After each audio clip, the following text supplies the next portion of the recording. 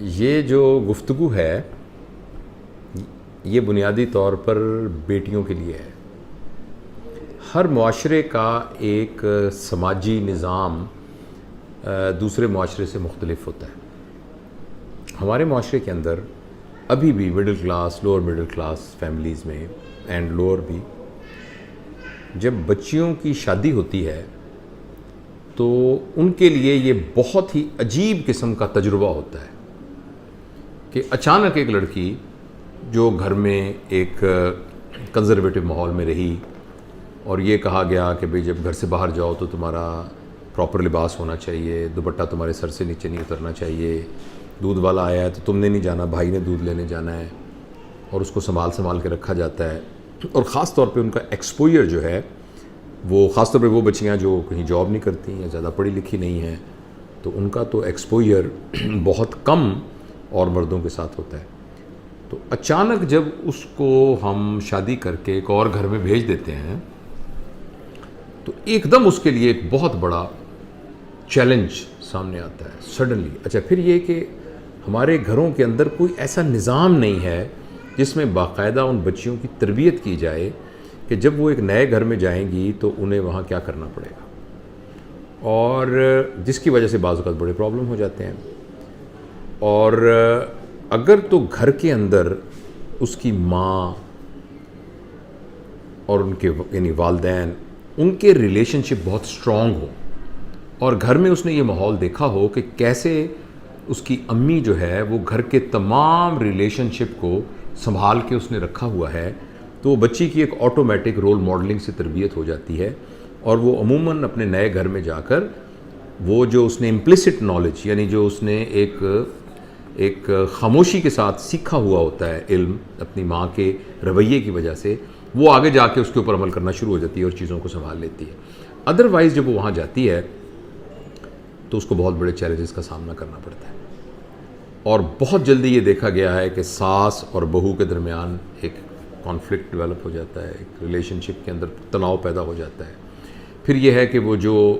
لڑکا جس سے اس کی شادی ہوئی ہوتی ہے وہ بھی بہت تربیت یافتہ نہیں ہوتا، اسے بھی اندازہ نہیں ہوتا کہ ریلیشن شپس کے درمیان بیلنس کیسے رکھنا ہے، تو وہ بیچارہ ایک طرف اپنی بیوی کو لک آفٹر کرنے کی کوشش کرتا ہے، دوسری طرف وہ بیلنس نہیں رکھ سکتا اپنے ریلیشن شپ کو ماں باپ کے ساتھ، اور وہ بھی بیچارہ ایک نہ ایک، اور اس میں بعض اوقات وہ ایب نارمل بیہیو کرنا بھی شروع کر دیتا ہے۔ کبھی کبھی اس کا ٹلٹ بہت زیادہ اپنی بیوی کی طرف ہو جاتا ہے، کبھی اس کا ٹلٹ بہت زیادہ ماں باپ کی طرف ہو جاتا ہے، اور اس میں بھی امبیلنس کریٹ ہو جاتا ہے۔ اسی طریقے سے وہ جو لڑکا ہے اس کی بہنیں ہوتی ہیں یا بھائی ہوتے ہیں، ان کے ساتھ بھی ایک پرابلم بعض اوقات ہو جاتا ہے، خاص طور پر جو نندیں ہوتی ہیں ان کو ایسا لگتا ہے کہ ان کا بھائی ان سے چھین لیا گیا ہے،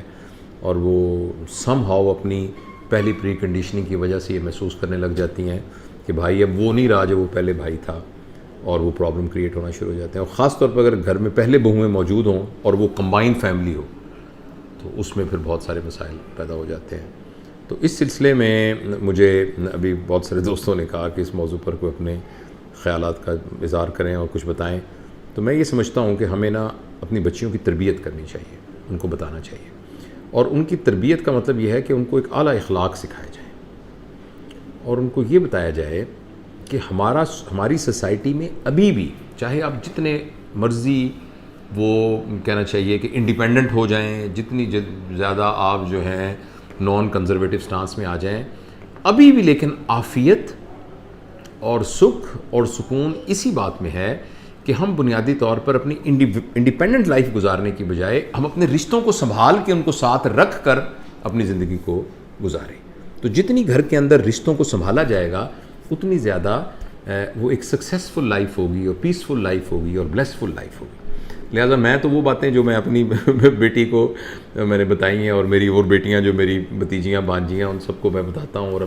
اور جو میرے عزیز بچی ہیں ان کو بتاتا ہوں، تو وہ یہی ہے کہ جب آپ کسی کے گھر میں جائیں تو یہ سوچ کے جائیں کہ ان کے گھر کے اندر اگر 6 افراد موجود ہیں تو ان 6 کے 6 افراد کی زندگی میں آپ کے جانے کی وجہ سے پازیٹیوٹی آنی چاہیے۔ وہ جو آپ کے سسر صاحب ہیں وہ یہ سوچیں کہ یار یہ جو لڑکی آئی ہے ہمارے گھر میں، بھائی واہ واہ،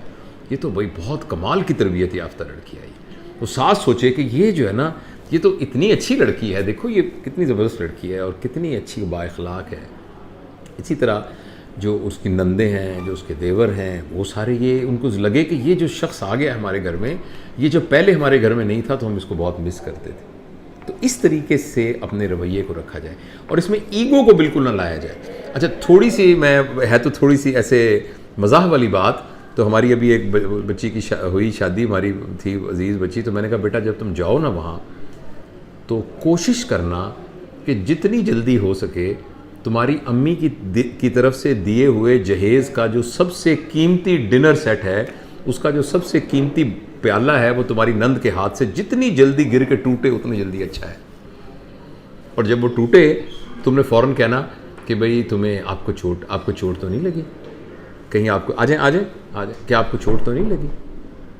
اور کوئی بات نہیں، پیالے کو چھوڑو. تو وہ جو ایک پیالے کا نقصان کر کے تم ایک دل کو جیت لینا. اور میں نے کہا جب تم وہاں جاؤ نا تو جس وقت تمہیں سارے گفٹس وغیرہ ملیں گے نا تو تمام دیوروں شیوروں کو اکٹھا کر لینا اور اکٹھا کر کے کہنا کہ آؤ، اور یہ سب کچھ ان میں بانٹ دینا.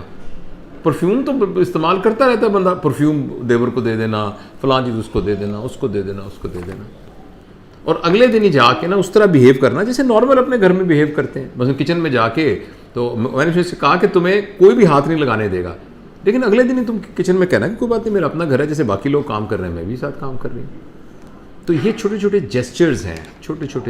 ہیں اور ان کا ڈرامہ کرنے کی ضرورت نہیں ہے، دل سے ایسا کرنے کی ضرورت ہے. آپ دیکھیں نا، اب آپ کسی کی زندگی میں داخل ہوئی ہیں جا کے، تو ان کے گھر کے اندر اب وہ آپ کا گھر ہے اور آپ ان کو اون کرتے ہیں اور وہ آپ کو اون کرتے ہیں، تو وہ سینس آف اونرشپ کا ڈیولپ ہونا بہت ضروری ہے. اور لڑکیوں کے ساتھ ساتھ پھر ظاہر ہے وہ لڑکوں کی بھی ذمہ داری ہے کہ وہ بھی دیکھیں کہ ایک آپ کے گھر میں تو ماحول ویسے کا ویسے ہی رہا ہے، مگر کوئی اپنا گھر چھوڑ کے آپ کے گھر میں آ گیا، اس کو کتنا زیادہ ان کے گھر کا مزاج ڈفرینٹ ہوگا، ان کے گھر میں لوگوں کی طبیعت ڈفرینٹ ہوگی، تربیت ڈفرینٹ ہوگی، ان کے فائنینشیل سرکمسٹانسز ڈفرینٹ ہوں گے، سوشل سرکمسٹانسز ڈفرینٹ ہوں گے. تو ایک آدمی نئے جگہ پر آ کر ایڈجسٹ کرنے جا رہا ہے تو ان گھر والوں کی بھی ذمہ داری ہے. لیکن بیسیکلی اس کے بارے میں الگ سے بات کروں گا. یہاں میں جو فوکس کر رہا ہوں وہ میں اس لڑکی کے لیے فوکس کر رہا ہوں کہ اسے کیا کرنا چاہیے. تو اسے میں نے جیسے عرض کیا ہے کہ فوری طور پر اپنے ریلیشن شپس کے اندر جو ڈیپتھ ہے وہ صرف اپنے خامند کے ساتھ نہیں بلکہ گھر کے تمام افراد کے ساتھ ایک ریلیشن شپ میں ڈیپتھ ڈیولپ کرنی ہو. دوسری بات یہ ہے کہ چھوٹی چھوٹی گھر کی باتیں آ کے اپنی ماں کو نہیں بتانی چاہیے، کیونکہ مائیں بڑی سینسٹیو ہوتی ہیں، بڑے کمزور دل کی ہوتی ہیں. تو وہ کہتی ہیں وہ فلاں میری ساس نے یہ کہا تھا، میری نند نے یہ کہتی، اچھا میری پھول جیسی بیٹی کو نند نے یہ کہا، ساس کو یہ کہا. تو اپنے چیلنجز، اپنے پرابلم خود ڈیل کریں. اور دوسری بات یہ ہے کہ جتنا آپ اپنی ایگو کو اندر ڈالتے ہیں نا اتنا گھروں کے اندر ریلیشن. میں نے دیکھا ہے کہ جو بچیاں وہاں جا کر اچھے اخلاق کا مظاہرہ کرتی ہیں، تھوڑی دیر بعد گھر والے ان کے اتنے گرویدہ ہو جاتے ہیں کہ وہ کہتے ہیں یہ تو بھائی، اور وہ جو ساس جس کے بارے میں یہ ڈر ہوتا ہے کہ وہ بہو کے ساتھ لڑے گی، وہ اس کی سب سے بڑی حمایتی بن جاتی ہے. اور ایک اور بڑا گر کا پوائنٹ ہے کہ گھر میں آنے والے جتنے مہمان ہیں نا ان کو بہت لک آفٹر کیا جائے، ان کا خیال رکھا جائے. اس سے گھر کی بڑی عزت بنتی ہے. گھر میں جو بھی مہمان آئے وہ جا کے کہے کہ یار یہ جو ان کی بہو ہے نا، بھائی واہ واہ واہ، بہت اس نے ہمارا خیال رکھا، وہ تو بھائی کوئی بہت نیک لڑکی ہے، وہ تو کسی بہت اچھی ماں نے اس کی تربیت کی ہے. تو جو مہمان آئے نا ان کا کریں. دوسری بات یہ کہ اپنے سسرال والوں کی اور اپنے ہسبینڈ کی کسی اجنبی کے سامنے کبھی برائی نہ کریں، کبھی بھی برائی نہ کریں. اور اگر آپ کو کوئی پرابلم ہوتا ہے اور آپ کو کسی قسم کا ہے تو اپنے ہسبینڈ سے سب کے ساتھ ڈسکس کریں اور اپنے خدشات کا اظہار کریں، مگر تحمل کے ساتھ، اطمینان کے ساتھ. آپ بیٹھ کے سمجھنے کی نیت کے ساتھ ڈسکس کریں، شکایت کی نیت کے ساتھ ڈسکس نہ کریں. تو یہ چھوٹے چھوٹے ٹپس ہیں کہ جن کے مطابق اگر عمل کیا جائے تو گھر جو ہے وہ ایک جنت کا نمونہ بن جاتا ہے. اور یہ ہے کہ جب آپ کے ہسبینڈ سے آپ کی دوستی ہو جائے گی نا تو پھر آپ اس طریقے سے رہیے جیسے آپ دوست رہتے ہیں، دوستوں کی طرح رہیے، اون کیجئے، ان کے ساتھ شیئر کیجئے.